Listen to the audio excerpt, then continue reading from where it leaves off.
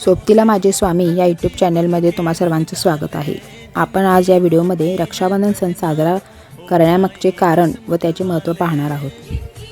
धाग्याचा गुण असतो बांधून ठेवण्याचा, भावा बहिणीतले रुसवे फुगळे दूर करण्याचा, हळव्या नात्याला तुटू न देण्याचा, हक्काचा दिवस असतो रक्षाबंधनाचा।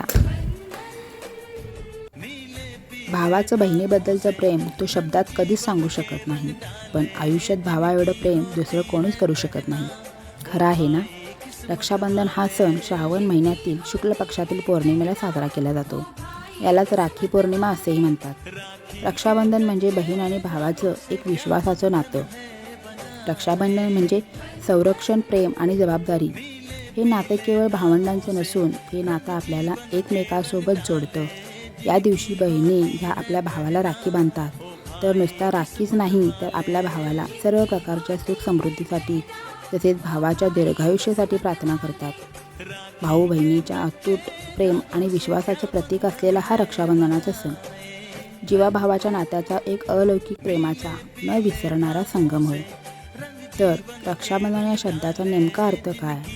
तर रक्षा म्हणजे संरक्षण आणि बंधन म्हणजे बंध असा हा रक्षाबंधनाचा सण।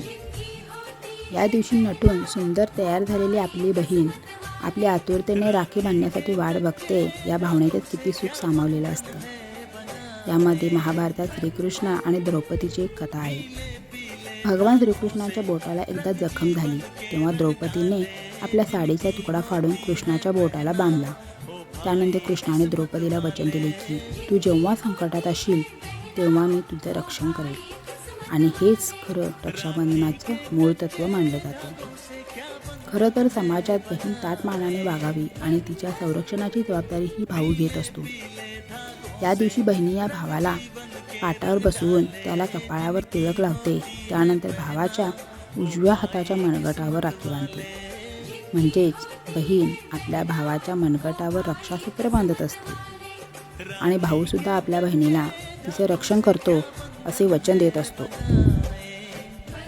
आपण भावाला राखी बांधण्याआधी आपण गणपती बाप्पाला राखी बांधू शकतो, कारण तो तर विघ्नहर्ता आहे। त्यानंतर आपण स्वामी समर्थांना सुद्धा राखी बांधू शकतो। ज्यांची ज्या देवावर श्रद्धा आहे त्यांनी त्या देवाला राखी बांधावी। तर आपण भावाला जेव्हा ही राखी बांधतो तेव्हा आपण आपल्या देवाला आधी सांगितलं पाहिजे की भाऊ माझं रक्षण तर करणारच आहे, पण देवा तूही माझ्या भावाच्या पाठीशी उभं राहा। त्याला कोणत्याही आर्थिक, घरगुती आणि नोकरवर्गात कोणत्याही ज्या त्याला अडचणी असतील तर तुम्ही त्याच्या पाठीशी उभं राहा, अशी आपण देवाला प्रार्थना करायची।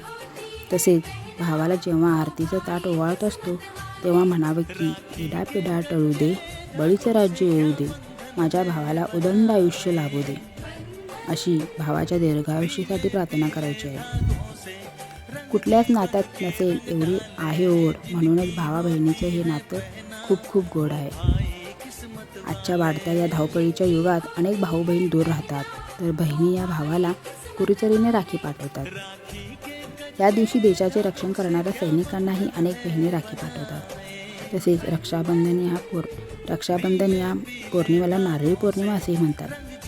तर नारळी पौर्णिमेला महाराष्ट्र, कर्नाटक प्रदेशात कोळी समाजात खूप उत्साहात साजरी केली जाते। या दिवशी कोळी लोक समुद्राला नारळ अर्पण करतात। मच्छीमार समुद्रात सुरेख प्रवासासाठी समुद्रदेवतेची पूजा प्रार्थना करतात। या नारळी पौर्णिमेला केसरी भात केला जातो। बहीण भावाच्या अतूट आणि पवित्र प्रेमाची आठवण म्हणून श्रावण पौर्णिमेला मोठ्या उत्साहात रक्षाबंधन हा सण साजरा केला जात असतो। सर्व बहिणींचे रक्षण करण्यास सर्व भावांना बळ दे देवा। प्रत्येक स्त्री, आई आणि बहीण प्रत्येक नजरेत भाव दे देवा। लाडकी बहीण आनंदी राहावी, रक्षाबंधनाला हाच वर दे देवा। आपले हे बहीण भावाचे नाते दिवसेंदिवस घट्ट व अतूट होत जावो हीच स्वामीचरणी प्रार्थना। धन्यवाद।